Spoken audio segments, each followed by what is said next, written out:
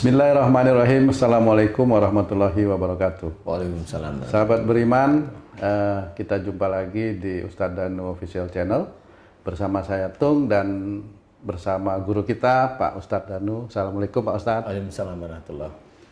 Baiklah, sahabat beriman dimanapun berada. Kali ini kami akan membahas mengenai sihir, karena banyak sekali terjadi di kehidupan kita, di masyarakat mengenai sihir ini. Kadang-kadang ada orang yang nggak suka langsung nyihir, pokoknya sihir lah gitu. Kali ini kita akan membahas bagaimana sebenarnya sihir itu menurut akhlak di dalam syariat Islam. Monggo Pak Ustadz Danu, bagaimana kira-kira penjelasannya Pak Ustadz mengenai sihir tersebut yang berhubungan dengan akhlak di dalam syariat Islam gitu Pak?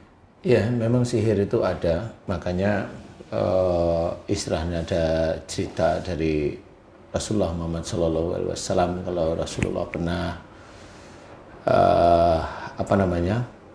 disihir oleh wanita. Oh. Jadi disitulah mulai ada doa untuk untuk melindungi dari setan, dari orang-orang yang memang para penyihir. Doa sih sebenarnya ya, yaitu Al-Falaq sama An-Nas, doa kepada Allah Ta'ala. Dan doa ini memang biasanya dilantunkan oleh saudara-saudara kita agar dilindungi dari sihir sebenarnya. Tetapi persoalannya adalah bukan persoalan doanya yang salah. Enggak, kenapa sihir itu masih bisa masuk ke tubuh seseorang, ya, itu betul. Bukan doanya yang salah, tetapi orangnya yang berdoa itulah yang dianggap salah oleh Allah Ta'ala, atau dianggap kurang pas, atau dianggap imannya kurang baik oleh Allah Ta'ala. Ini Allah ya, karena selama ini banyak sekali saudara-saudara kita itu yang bacain dengan bacaan-bacaan Quran juga sihir itu tetap masuk tetap aja gitu Pak Ustadz. masih ada di situ, masih bisa gitu masuk ya. Jadi intinya bukan salah Qurannya, enggak sebenarnya. Jadi yang salah itu ya yang baca itu.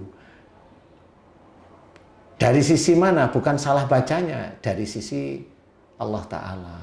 Bisa aja imannya rusak. Imannya rusak itu banyak yang bisa menjadikan iman seseorang itu rusak. Amal solehnya tercedera.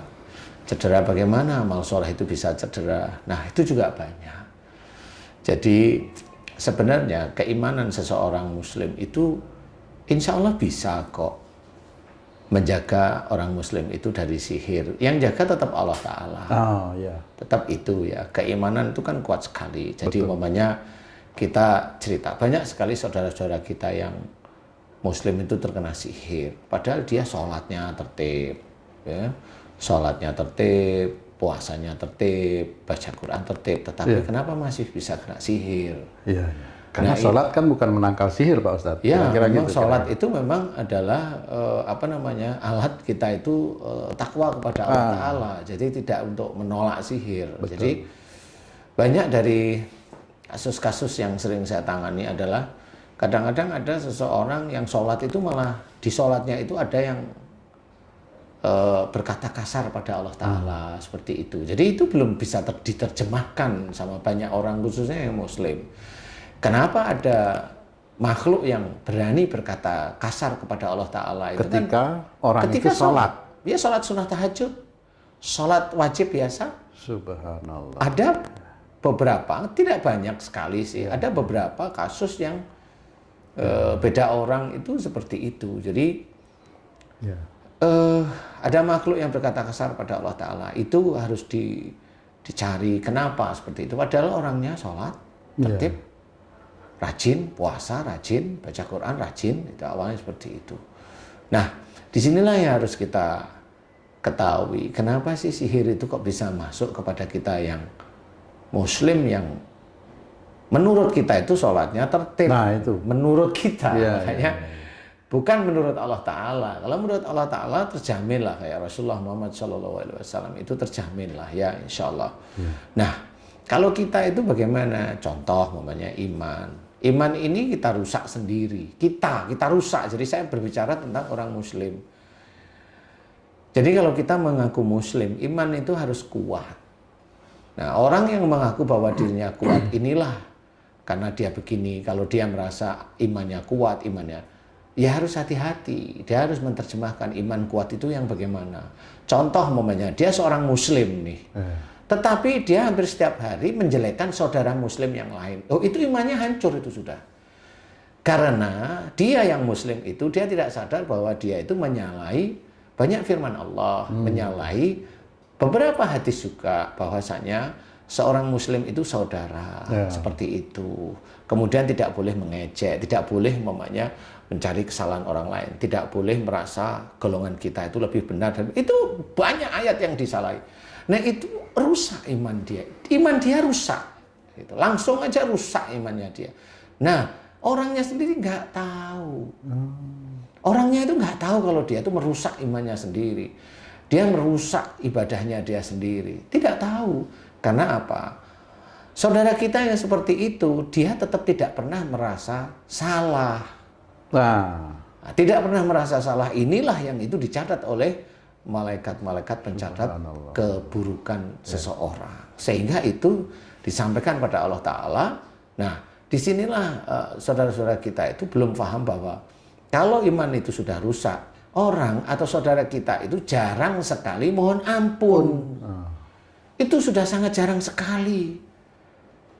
Karena kita diingatkan Rasulullah itu memohon ampun itu banyak setiap harinya pada Allah Ta'ala. Nah, kita sendiri merasa hebat, merasa kalau udah kelompok kita itu benar, kelompok kita itu kelihatan kita aja baik, itu sudah merasa lebih hebat daripada kelompok yang lain. Enggak bisa. Yang bilang hebat itu kan Allah, bukan dia.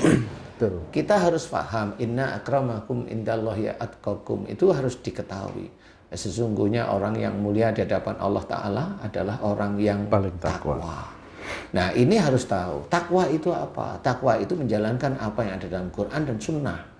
Itu jelas. Atiullaha wa Rasul. Jelas taat pada Allah dan Rasul. Taat pada Allah menjalankan Quran dan taat pada Rasul yang menjalankan Sunnah. Nah, pada saat orang itu sudah kelihatan dia itu nyunah, tapi dia masih menjelekkan saudaranya sendiri. Nyunah dia itu masih, gimana, Pak? Nyunah itu melakukan sunnah-sunnah Rasul. Itu kebanyakan zaman sekarang itu dikatakan nyunah istilahnya. Tak kira nyunat.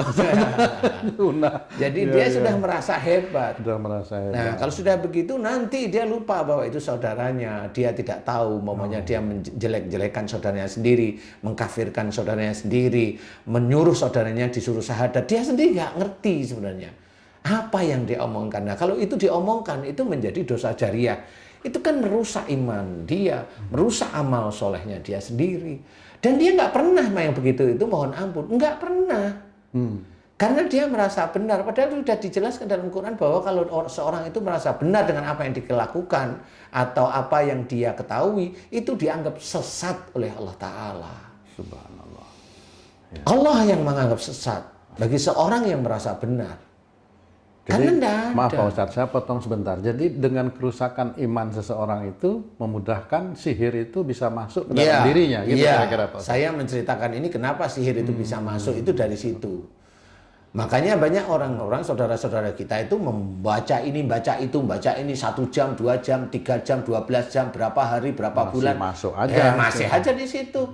Kenapa seperti itu? Ya karena memang ya yang satu memang tidak mencari tahu kenapa itu sihir bisa masuk. Yang kedua yang baca juga nggak ngerti kenapa ini kok sekali, 2 kali, 3 kali saya baca kok saya nggak mempan. Kita harusnya kan berpikir. Tapi karena dia itu merasa benar, ya nggak mau tahu dia. Merasa aja apa yang dilakukan dia benar. Padahal kan harus ada koreksi. Kalau kita itu melakukan pekerjaan itu harus ada koreksi. Kenapa ini nggak berhasil? Kan begitu. Betul. Jadi bukan maunya ini yang saya lakukan sudah benar menurut dia, menurut kelompoknya, kan gitu. Nggak seperti itu, gitu loh sebenarnya. Jadi harus kita pahami bahwa sihir masuk itu karena rusaknya iman seseorang. Pertamanya seperti itu. Pertamanya seperti itu. Rusaknya amal soleh. Amal soleh itu hilang. Karena apa? Ya karena dirusak. Contoh umpamanya dia sedekah, emang kelihatan secara harfiah sedekah. Tapi sedekahnya hanya untuk biar kaya, biar jadi bupati, biar jadi gubernur, biar kan begitu, orang. Biar jadi, iya seperti itu. Sedekah kalau yang seperti itu sedekah macam apa? Apakah itu namanya sedekah? Kemudian dia sedekah di yatim piatu. Kemudian di yatim piatu ditanyakan, Bapak minta doa apa? Saya doain agar saya sukses. Loh, kan akhirnya jual beli doa, bukan sedekah itu namanya. Bolehkah itu, Pak Ustadz? Enggak. Ya kalau untuk manusia silahkan, tapi itu tercatat menjadi sedekah nggak di hadapan Allah Ta'ala. Yang namanya sedekah atau melakukan semua kegiatan yang baik itu niatnya harus lillahi ta'ala. Tidak ada keinginan duniawi. Karena Allah, untuk mencari ridha Allah, untuk akhirat. Nah selama ini itu tuh bergulir terus ada di sekitar kita. Dia sedekah tapi untuk biar nggak sakit. Loh nggak ada. Itu kan hanya penemuan-penemuan aja. Sedekah bisa ngilangin sakit. Nggak ada. Sedekah itu niatnya lillahi ta'ala. Titik. Titik itu aja sudah. Membaca Quran niatnya lillahi ta'ala. Titik. Wah. Nah ini yang akhirnya menjadi rancu. Betul, Nah, betul. disinilah yang harus kita ketahui. Kenapa ini masih orang itu masih masuk atau masih Terkena sihir. Iya, terkena sihir seperti itu. Nah ini yang jarang sekali orang itu memahami. Nah sehingga pada waktu dibaca ini nggak bisa. Apalagi kalau sihirnya si dukun itu masuk ikut-ikut masuk ke dalam tubuh orang yang disihir. Wah itu nggak bisa. Bagaimana Berontak. itu, Pak Ustadz? Ya bisa aja dukunnya ngirim ilmunya dukun untuk ngelihat. Kata orang Jawa itu apa namanya itu? Ya itu ilmu dukunnya lah ya. Apa itu namanya itu? Saya juga nggak tahu ya. Ilmu dukunnya. Nah kata-kata itu dari ilmu dukunnya itu dari orang yang kena sihir itu bisa diamati. Satu, kamu jangan ikut-ikutan. Saya mau membunuh orang ini. Nah ini bisa dua kemungkinan. Satu, dukunnya itu ngomong seperti itu. Dukunnya yang ngomong. Atau dukunnya kan kamu nggak akan bisa. Ini dukunnya yang ngomong. Nah, jadi sebentar ini sudah agak memusingkan sedikit Pak Ustadz. Mudah-mudahan ini sahabat beriman bisa memahami ya. Pertama, dukun itu memasukkan ilmu ke tubuh seseorang yang dia mau sihir. Kemudian seseorang itu bisa berbicara dari perkataan dukun. Nah, kok bisa dukun itu pinjam mulutnya orang itu untuk ngomong? Itu gimana Pak Ustadz? Kok itu agak susah memang juga betul. itu, Pak Ustadz. Jadi dukun itu memasukkan ilmunya ke orang itu. Iya. Bisa yang ada dimasukkan di daerah jantung, bisa dimasukkan ke daerah hati. Dan orang tersebut karena memang imannya rusak, dimasukkanlah ilmu-ilmu sihir lewat dukun yang ada di dalam tubuhnya. Dipanggil tuh sihir tuh. Yang dilewatkan dukun yang sebelah sana. Ini ilmunya ikut memanggil nih. Nah, sihir itu akan masuk. Nah, gimana? Kalau dia ingin menjadikan orang itu mempunyai tumbal atau orang itu kesurupan, semua atribut jin yang bisa menjadikan seseorang kesurupan itu masuk ke tubuh orang itu. Menguasai tubuh orang itu. Menguasai organ-organ tertentu dari orang itu. Contoh, orang yang mau dikuasai dukun agar orang itu bisa kesurupan itu adalah pendengarannya itu ditulikan. Sehingga ya dia nggak bisa dengar sebenarnya. Kemudian matanya untuk melihat itu dibikin buta oleh ilmunya nih, buta sementara, jadi bukan permanen ya ini ya. Kemudian otak kecilnya dia kuasai. Kemudian batang otak itu dia kuasai. Batang otak itu untuk menguasai seluruh tubuhnya. Kemudian yang ada di punggungnya dan sebagainya. Nah, kalau ini sudah dimasuki oleh dukun, ilmu-ilmu dukunnya, nanti dukunnya itu akan memanggil ilmu yang memang dia bisa menggerakkan anak buahnya, istilahnya Di dalam tubuh manusia yang di disihir. dalam tubuh manusia yang disihir itu. Nah inilah ilmu dukun. Nah kenapa itu bisa? Ya memang jin itu memang ada yang bisa seperti itu. Nah itu caranya ya memang harus mohonnya kepada Allah Ta'ala. Kalau memang kita tidak mampu istilahnya, ya tahu secara tubuh manusia, tahu dikendalikan, tahu otaknya, tahu dikendalikan, itu ngerti. Tapi ini semua jin ini kan milik Allah. Kalau kita mau ngobatin jin ini kan milik Allah. Iya, pasti. Lah kalau kita mau ngobatin ya kita kembalikan pada Allah Ta'ala sebenarnya. Nah ini ada makhluk Allah yang ada di tubuh orang ini. Jadi mohonlah kepada Allah Ta'ala. Meminta, berdoa kepada Allah Ta'ala gitu. Bukan perang mantra, bukan perang amalan. Akhirnya kan menjadi amalan di situ, perang amalan. Akhirnya perang jin lawan jin kan gitu. Akhirnya kan jin lawan jin juga. Makanya kenapa yang jin disihir dari dukun, dimasukin amalan-amalan yang memang tidak ada tuntunan dari Rasulullah. Nah, itu namanya perang namanya. Nah, kenyataannya gimana? Sihir dari dukun juga akhirnya yang menang dulu, gitu nih. Nah, emang dukun itu nyihir pakai amalan yang ditulis di Quran atau? Kalau saudara-saudara kita yang nggak suka sama dukun ya bilangnya memang itu mantra. Kalau dukun, mantra lah begitulah namanya. Sehingga mantra ini dibuat oleh jin agar jin tersebut itu mengikuti perintahnya si dukun dengan embel-embel, umpamanya kalau akan dibikin mati ya harus pakai darah. Gitu. Kalau hanya disakiti ya paling apa ya biasa dukun itu nggak tahu ya pakai alat lah, benda keris keris kecil kayak atau jarum atau besi kaca apa hijau seperti itulah. Tapi, saya juga nggak tahu. Maaf Pak Ustadz, sebelum kita lebih jauh lagi membahas mengenai sihir, kenapa orang itu punya keinginan untuk menyihir seseorang? Kira-kira apa kiat-kiat atau gimana ya? Supaya kita bisa terhindar dari masalah sihir itu aja dulu pertama. Gimana itu? Yang pertama itu jelas nafsu seseorang. Nafsu seseorang. Nafsu seseorang itu kalau dia merasa, jadi dia merasa tersakiti, dia akan mencari orang lain yang mampu menyakiti orang lain dari jauh. Nah, di Indonesia ini banyak sekali budaya yang pakai seperti itu. Di luar budaya nari, di luar budaya nguri-nguri budaya kita, kan gitu ya. Betul, ada budaya yang underground, ini underground istilahnya. Jadi budaya nyantet. Itu ya memang budaya untuk orang-orang yang syirik hatinya. Dia merasa disakiti, kemudian dia ambil dukun. Dia merasa disakiti karena memang yang dia sukain kawin dengan orang lain, ya dibikin si wanitanya ditumbalin agar nggak punya anak. Seperti itulah istilahnya. Nah, kemudian apa budaya kalau udah mau pemilihan tuh. Pemilihan apa itu? Macam-macam ya, bisa bupati, bisa gubernur, bisa pemilihan anggota DPR, DPRD, itu banyak sekali yang seperti itu. Itu dia make istilahnya. Bisa aja yang make itu dibalik. Dukun itu kan pinter-pinter. Iya, betul. Jadi dibalik, dia mau nyoblos apa? Dibikin. Nah, yang pintar itu dukunnya atau yang nyuruh dukun, Pak Ustadz? Yang pintar itu ya ini hanya pinter dukunnya aja. Karena kan dukunnya itu bisa, gambar itu bisa dirubah di mata orang itu. Jadi orang itu nyoblosnya itu maunya dia keinginan pribadi nomor 1 gitu. Ya? Lawannya nomor 3 mamanya. Dipindah gitu. Dipindah, jadi orang itu nyoblosnya itu bisa nomor 3. Mikirnya dia nomor 1. Wah, ini untuk dukun yang belum pintar malah jadi pintar nih di acara kita, Pak. Enggak apa-apa, biarin aja kan gitu ya. Ada orang ada nih seseorang mamanya, orang mau pidato kenegaraan, ada orang yang memasang ada pensil atau pena, kemudian ada kertas. Kan gitu ditaruh di kotak, digembok maunya. Yang ini ilmu sulap zaman sekarang lah. Kemudian tidak disentuh nih, dibiarin tuh. Betul. Kemudian apa pidato dia? Ya, pidatonya itu pas pidato itu diambil. Ada di kertas itu gitu. Kertas itu sama pidatonya. Kayaknya saya sering Itu lihat sama, itu juga ilmu dukun sama. Wow. Yang ngerjain kan jin juga. Emang sama, burung emang nulis. Yang enggak ya jin. Nah, itu namanya trik sulap apa-apa seperti itu. Itu sama, itu juga jin.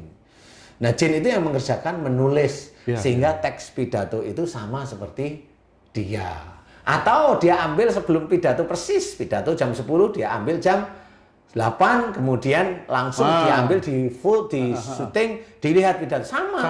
Sama, jin itu nulis. Kenapa? Jin itu nulis naskah pidatonya yang mau dibaca itu disamain. Itu kerjaan jin. Itu yang biasa ada di orang-orang hebat-hebat yang di TV itu kan begitu aja sebenarnya. Gitu. Itu sebenarnya kerjaan jin, bukan kerjaan manusia. Dan itu dibilang hebat, ya hebat. Nah, tapi di mata Allah enggak, musyrik. Musyrik berarti kalau musyrik berarti itu dosa di hadapan Allah. Jelas dosa, dan orang itu tidak akan mohon ampun kepada Allah Ta'ala. Karena kemusyrikan itulah yang menjadikan uang itu masuk. Nah, kalau uang itu masuk kepada dia, emang uangnya itu halal apa haram? Haram. Nah, ya sudah, titik. Karena diperoleh dari hal-hal yang musyrik. Musyrik, jelas. Nah, kalau sudah haram, itu dimasukkan untuk makan anaknya, untuk makan istrinya, untuk makan cucunya kalau dia punya cucu. Allahu Akbar. Emang mau kemana dia? Makanya istilahnya syirik, perbuatan-perbuatan musyrik itu memang dilarang oleh Allah Ta'ala. Itu karena apa? Itu buntutnya itu tidak enak besok di akhirat. Nah, itu sama umpamanya dia melakukan penglaris nih untuk warungnya, Penglaris? iya, untuk mallnya, tokonya. Itu Tapi kan banyak bukan tuh. sihir itu Pak Ustadz. Sama Penglaris. itu juga sihir. Bukan Pak Ustadz. Kan Itu biar salah. laris. Kan nggak ada yang disakiti. Ya memang nggak ada. Tapi kan narik orang lain untuk masuk ke tokonya, masuk ke warungnya. Memaksa. Nah, itu kan memaksa. Padahal dalam Quran diceritakan la ikraha fiddin, tidak ada paksaan dalam agama Islam. Apa yang dia kerjakan? Subhanallah. Makanya banyak mall yang pakai hiu dan sebagainya itu termasuk. Waduh, loh. Itu termasuk. Wah, sahabat beriman, bahasan kita kali ini cukup lumayan ya. Kayaknya ini fenomena yang sering terjadi di masyarakat kita di Indonesia. Kita ikuti pembahasan kita selanjutnya setelah yang satu ini. Oke, baik Pak Ustadz. Mohon maaf Pak Ustadz kalau saya nanti sering potong-potong Pak Ustadz. Mohon maaf ini. Kita mau tanya lagi, mungkin mudah-mudahan bisa bermanfaat juga untuk sahabat beriman semua. Penjelasan Pak Ustadz tadi mengenai antara sihir, pesugihan, tiba-tiba ada sihir yang berhubungan dengan seseorang pingin memegang sesuatu di dalam pemerintahan atau apa. Ya, dia pingin jabatan. Itu gimana sebenarnya Pak? Apa itu salah atau dosa di hadapan Allah? Tetap dosa. Tetap dosa. Dia akan memaksakan sesuatu yang bukan jalan dari Allah Ta'ala. Dia memaksakan nafsunya. Oh. Itu sama seperti seorang laki-laki mau meminang wanita, wanitanya sebenarnya nggak mau sama dia. Nah, itu dipaksa. Gimana sih? Boleh nggak itu memaksa wanita yang tidak mau dia nikah? Boleh nggak? Ya nggak boleh. Lah ya sudah, mirip aja. Hampir mirip seperti itu. Karena sihir itu prosesnya seperti itu. Jadi dia tidak yakin dengan Allah Ta'ala. Dia menuhankan jinnya itu sendiri. Dia menuhankan. Makanya itu dikatakan mempersekutukan Allah atau syirik. Dan perbuatannya dikatakan musyrik. Dan itu banyak. Kasus di Indonesia atau di dunia bahkan itu banyak. Kalau orang Barat itu menuhankan uang. Orang Barat itu menuhankan uang, menuhankan gadget, menuhankan. Itu mirip sama seperti itu. Menuhankan pekerjaannya dia, menuhankan jabatannya. Orang Barat seperti itu. Jadi dia yang real itulah yang dia yakini. Itu tanpa disadari kayaknya. Itu dia sadari karena memang budayanya memang mereka seperti itu. Nah, orang-orang Muslim yang ada di Indonesia atau dimanapun itu memang disusupi seperti hal-hal tersebut. Nah, tinggal kita itu mampu nggak menahan agar kita tidak seperti itu. Itu paham liberalisme kayak gitu itu Pak Ustadz Ya, kira-kira yang memang merusak itu- akidah akhirnya Pak Ustadz. Ya, merusak akidah itu juga kita harus belajar untuk menahan aja sih. Tapi sihir itu kan budaya yang ada di, mohon maaf ini, kayaknya yang kita sering lihat itu di Indonesia, di Barat kan kayaknya sihir itu agak tidak terlalu seperti di Indonesia ini, sedikit-sedikit cari ini, sedikit-sedikit bertapa. Itu gimana? Kita yang menyusupi mereka atau mereka menyusupi kita? Jadi kalau Sebenarnya orang gimana, Barat Pak itu Ustadz? mendidik dari sisi edukasi, keilmuannya, pendidikannya, kan gitu ya. Nah, cuma kalau orang Indonesia, karena dia sadar dia itu tidak mampu, carilah sesuatu yang bisa menyenangkan Menurut nafsunya. dia, Menurut dia menurut tahu, mereka. orang itu tahu kalau dia itu tidak mampu. Gitu. Jadi sehingga dia mencari dukun untuk Mewujudkan mewujudkan keinginan dia. keinginannya seperti itu. Banyak, intinya adalah kalau itu kan nafsu duniawi. Itulah dunia yang menipu, dunia yang main-main itu. Dan seperti itu salah dan dosa di Dan hadapan itu Allah. salah dan dosa di hadapan Allah Ta'ala. Dan Subhanallah. orang itu saya yakin, Subhanallah. orang-orang yang masih seperti itu saya yakin, prosentase besar itu dia tidak mohon ampun. Karena yang dia lakukan, dia sudah sholat kok, mikirnya dia seperti itu. Dia sudah sholat itu dianggap selesai sudah. Padahal sholat itu hanya kewajiban aja. Dan 5 kali sehari kira-kira kan hanya gitu Pak Ustadz. Nah, kemusyrikan itu hasilnya gimana kalau momennya dia jadi bupati, akhirnya gaji-gajinya dia dapat pekerjaan dari bupati, itu memang dari mana dia? Halal apa haram kan kita udah tahu. Orang yang di mall itu kalau ada orang muslim. Walaupun misalnya Pak Ustadz, uang lah, anggap aja uang, jangan rezeki, uang yang dia dapat itu dia keluarin 2,5%. Terus dia ada yang 25% untuk, karena itu dia mendapat hadiah. Itu walaupun begitu masih tetap haram. Lah itu caranya dari mana? Kan caranya kan ditanya. Cara memperoleh uangnya itu dari mana awalnya? Kan bukan dari pekerjaan yang dia hadapi pada waktu itu, tapi sebelumnya. Seperti orang khianat. Ini orang khianat nih, umpamanya kamu sama saya ikut kamu. Kemudian saya khianat Pak Ustadz. Oh, enggak, ini hanya khianat, cerita. Pak. Yang lain aja Pak Ustadz. Saya ikut kamu. Ada orang-orang yang khianat ya, itu. Saya ikut kamu, saya kerja sama kamu nih. Istilahnya saya itu kamu percaya untuk mengelola keuangan. Saya kelola. Tapi dari situ saya mulai ngambil nih dari sini karena dipercaya ini ngambil nih. Kemudian kamu bicara sama saya, nanti kalau kamu ketemu sama orang ini bicarakan dengan saya. Iya, oke, saya bilang iya. Kemudian nanti ini kamu bicarakan dengan saya. Iya. Tapi memang saya benar. Saya dari sisi kamu tuh, itu saya ketemu dengan banyak orang. Betul. Ada pekerjaan yang saya kerjakan. Betul. Tapi saya nggak ngomong sama kamu. Ini kan khianat dari sisi sumpah. Dari dia sebenarnya pegawai, dia lakukan khianat sejak itu. Ini khianat yang Allah tidak mau. Itu kalau menurut hukum Islam ditebas itu lehernya. Astagfirullah. Nah, tapi karena saya mikirnya ini kan usaha saya. Ya. Padahal ada pekerjaan yang harus dikerjakan. Kan seperti itu. Ada yang dia kerjakan, ada yang sumpah dia kerjakan, kemudian ada yang dia itu mengiyakan dan sebagainya. Akhirnya pekerjaan dari orang-orang yang sebenarnya orang itu memberikan kepada kamu, betul, saya ambil alih karena saya ngomong, ya ini pekerjaannya Pak Tung. Tapi orang itu oke, ya karena orang itu tahu saya itu yang dipercaya. Akhirnya kan dikasih nih. Tapi saya nggak mau ngomong sama ini. Akhirnya ini saya anggap ini pekerjaan saya. Mengkhianati kepercayaan yang diberikan. Iya. Nah itu kan jalan dia mencari rezeki, itu kan haram namanya. Walaupun dia mengeluarkan 2,5%, dari mana? Itu kan bukan uangnya dia sebenarnya. Subhanallah. Itu kan bukan uangnya dia. Subhanallah. Nah ini kalau dia ngeluarin 2,5%, ya nggak bisa. Apa itu nggak bisa dihalalkan Pak Ustadz? Halal gimana? Halal itu kalau jumlahnya besar gitu kan. Kalau wanita kamu halalin, boleh itu. Bilang bismillah gitu. Bukan. Tapi kan uang kalau besar gimana Pak Ustadz? Makanya kalau mamanya saya mau nyerahkan kan eman-eman juga kan. Nah ya itu. Akhirnya kan saya ambil. Bisa dihalalkan nggak itu Pak Ustadz? Ya, kalau mau dihalalkan ya kasih aja ke yang punya yang aslinya. Akhirnya orang itu tidak bisa memiliki. Iya, tinggal nafsunya dia. Mau nggak dia? Dia mau dunia? Jelas nggak mau karena dia sudah berusaha untuk mendapatkan. Itulah yang terjadi di lingkungan sekitar kita.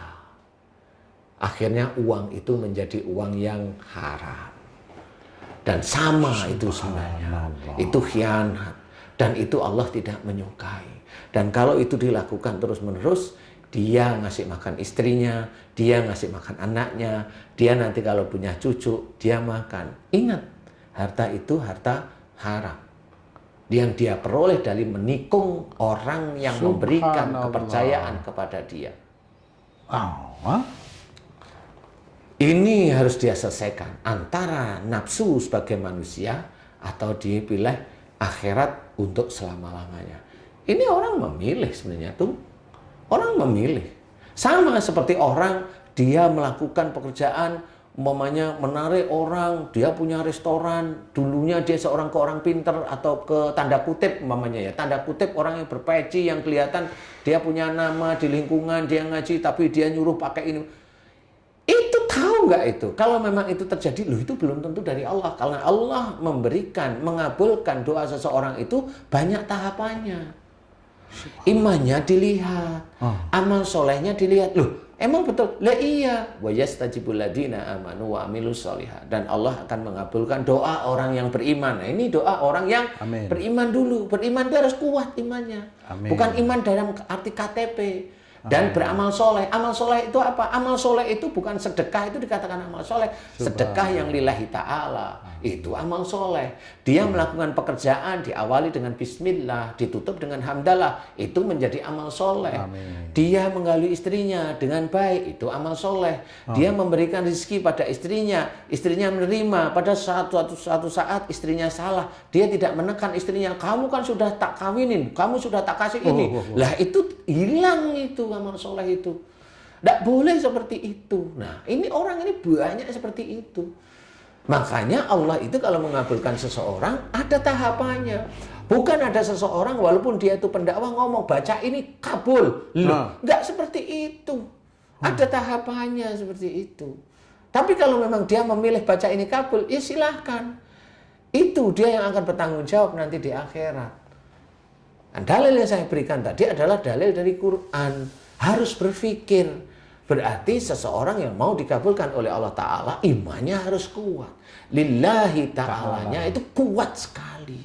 Tidak untuk main-main. Padahal Pak Ustadz, bagaimana kita tahu bahwa iman kita sudah kuat di hadapan Allah? Atau dari sehari-hari aja kan kita bisa lihat nih.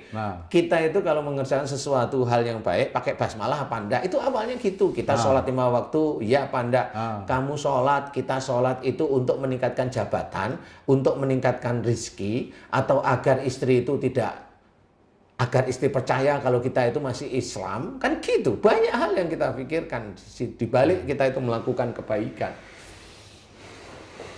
Bisa aja orang itu bermain sihir, bermain pengasihan, asian, setelah kaya itu dia dermakan. Emang itu didermakan itu hilang? Enggak. Caranya mencari itu sudah haram. Ya namanya pencuri itu ngambil uang, dia korupsi, dia bayar korupsi yang sekian miliar, dia bayar 2,5%. Lah, kok itu mau menipu Allah gimana? Lah Allah kok mau ditipu dengan 2,5%? Lo cari uangnya aja udah haram. Lah kok mau dihalalkan gimana? Emang wanita itu dihalalkan? Yang jelas dia nipu orang lain dan dirinya sendiri, Pak Ustadz. Itu yang jelas. Lah itu jelas, tapi dia mencoba menipu Allah. Lah Allah kok ditipu? Ya dia menipu dia sendiri. Itu orang seperti itu. Nah, orang korupsi itu seperti itu sebenarnya orang korupsi itu. Apa saja.